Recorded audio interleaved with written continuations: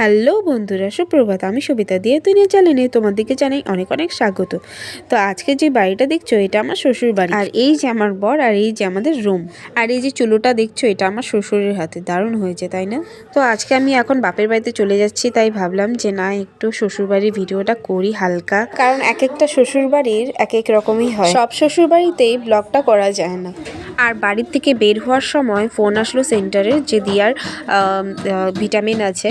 তো আমরা ঠিকঠাক এখানেই আগে চলে আসলাম। আর দিয়ার এখানে এখন ভিটামিন তেল খাওয়া হয়ে গেছে। আজকে ভিড়ও তেমন ছিল না, যে কারণে ফটাফট এখান থেকে চলে এসেছি। আর বাড়িতে যাওয়ার সময় এই দেখুন আমরা কি নিয়ে যাচ্ছি এখন বাড়িতে, এই সাইকেলটা। আমি ভেবেছিলাম যে সাইকেলটা আমি ওকে ওর বার্থডেতে দেবো, কিন্তু না, তার আগে ও মানে বাজারে এই সাইকেলটা দেখার পর ওখানেই ধনা দিয়ে দিয়েছে। মানে এই সাইকেলটা সামনে ছিল আর এইটাই ও নিয়ে নিয়েছে। আর এখন আমি ওকে দিয়ে প্রতিজ্ঞা করাচ্ছি যেন এই সাইকেলটা একটু টেকে।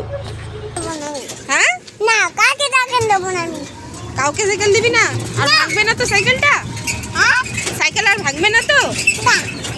তো যখন থেকে সাইকেলটা এসেছে তখন থেকে বেচারা সাইকেল ডিউটি করেই যাচ্ছে। আর এখন বেচারা সাইকেলে একটু রেস্ট করছে, তাকে আবার ঘরে। তো দেখো বন্ধুরা, এখনও কিন্তু সাইকেলটা তো ডিউটি করেই যাচ্ছে। এতবার করে মেয়েটাকে বারণ করছি যে না, এখন অনেক রাত হয়েছে, ঠান্ডা অনেক পড়েছে। আর সত্যি মানে এখন অনেকটা ঠান্ডা পড়ে গেছে।